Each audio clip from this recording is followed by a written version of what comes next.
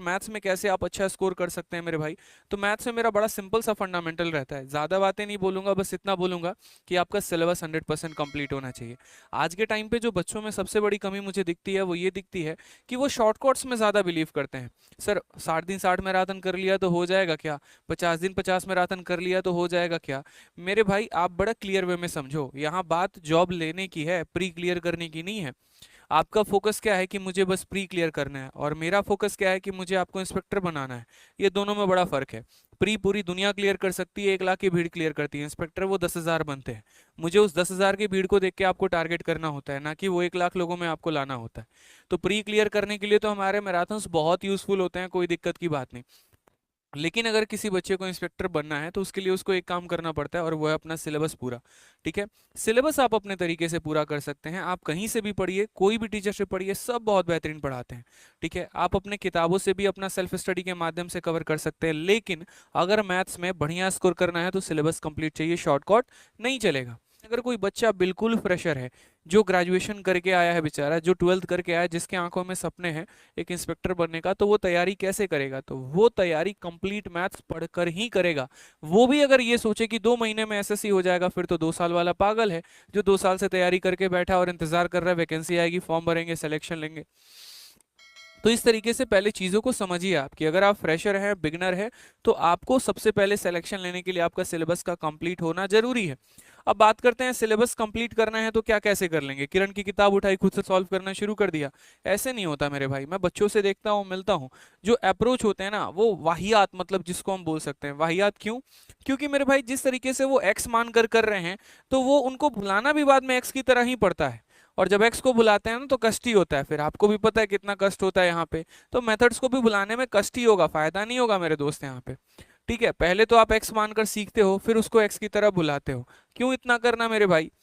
ठीक है, कि ऐसे ऐसे बेसिक से, मतलब छोटे से सवाल थे जिनको हम 1 लाइन या 2 लाइन में खत्म कर सकते थे। और ऐसा नहीं कि शॉर्टकट लगाकर, ट्रिक लगाकर, अप्रोच लगाकर।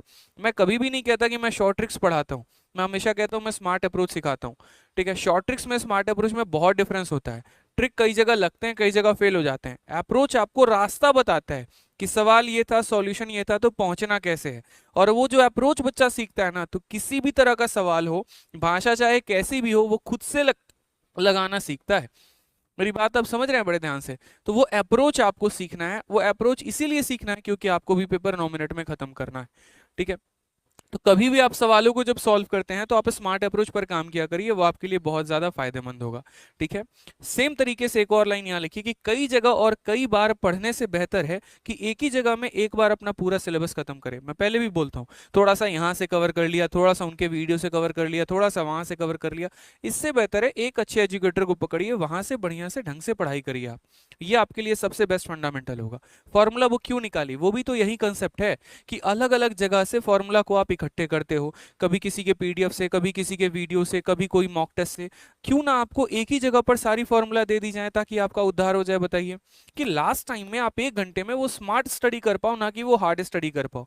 सेम तरीके से आप एक प्रॉपर, जैसे बच्चा आज के टाइम पर बैच लेता है, बोलता है सर प्रीवियस ईयर कहाँ से लगाऊं, कौन सी किताब लगाऊं। मैंने कहा कुछ नहीं लगाना, तुम्हारा जो बैच है, तुम्हें बस 2 काम करने हैं, तुम्हें वीडियो देखना है और तुम्हें अपनी प्रैक्टिस शीट सॉल्व करनी है। तीसरा तुम्हारा कोई काम ही नहीं है। अगर तुम्हारी भूख और बड़ी है कि मुझे और क्वेश्चंस लगाने हैं, मैथ की जो ई बुक दी है बस उससे तुम प्रैक्टिस करो। सारी चीजें तो फ्री में दे रखी है ना यार, प्रैक्टिस करो ना, क्या दिक्कत है। कल मुझसे मिले, कल हमारे निखिल भी ऐसे भी बात हो रही थी, एक पल के लिए वो भी शौक हो गए कि आपने 750 पन्ने की मैथ्स की इतनी बड़ी जो पीडीएफ है वो फ्री कैसे दे दी। मैंने कहा सर काम बच्चों के लिए ही किया है। ठीक है, मैं ये थोड़ी कहने आऊँ कि बस 5 पन्ने दूंगा, 100 पन्ने दूंगा, मेरे तरफ से जितना समर्थ हो पाएगा मैं उतना करूंगा। आज हम बच्चों की वजह से हैं तो करना भी उन्हीं के लिए ही है। क्योंकि वाकई में एक बहुत बड़ी बात हो जाती है यार, 750 पन्ने की मैथ्स की एक पूरी की पूरी इंग्लिश हिंदी कलरफुल तरीके से सभी चीजों को टाइप कराकर बच्चों को फ्री तक पहुंचाना, जिसके आज बस सॉल्यूशन बनाकर लोग किताब छाप रहे हैं। आप देख लो ना, जितने भी ये मार्केट में नई नई किताबें आ रही हैं, है क्या वही तो जो मैथ्स मैंने ई बुक दिया वही तो है, बस उनमें सॉल्यूशंस है। 10 दिन में मैं भी सॉल्यूशन निकाल के आपको फ्री में प्रोवाइड करवा सकता हूँ। जब मैं किताब छाप सकता हूँ तो क्या मैं सॉल्यूशन नहीं दे सकता? लेकिन उससे आपका लेवल नहीं बढ़ेगा, क्योंकि जो मेरे बैच के स्टूडेंट हैं, 10-10 हजार, 20-20 हजार की संख्या में एक एक बैच में स्टूडेंट आ जाते हैं, तो वो जो संख्या है वो कहाँ से वो प्रैक्टिस करेंगे? अगर मैं उनको सॉल्यूशन दूंगा ना, उनकी आदत इतनी खराब हो जाती है, क्वेश्चन देखा नहीं सॉल्यूशन पीछे देखना शुरू करते हैं। तो जब हमने उनको अपने बैच में सिखा रखा है, जब हमने उनको सारे अप्रोच बता रखे हैं, तो फिर उनको सॉल्यूशन क्यों देना? ठीक है, क्या जो मैं क्लास में सिखाता हूँ, क्या मैं जो क्लास में वीडियो बताता हूँ, जो एप्लीकेशन पर या यूट्यूब पर जो क्लासेस होती हैं उसमें कंसेप्ट नहीं होते? जब होते हैं तो वहां से सीखो और बुक से प्रैक्टिस करो। इसीलिए हमेशा मैंने उसको प्रैक्टिस बुक का नाम दिया है। ठीक है, मैं आप लोगों के सारे कमेंट पढ़ता हूँ, ऐसा नहीं है कि मैं कमेंट नहीं पढ़ता या मैं देख नहीं रहा हूँ कि हाँ सॉल्यूशंस की नीड है।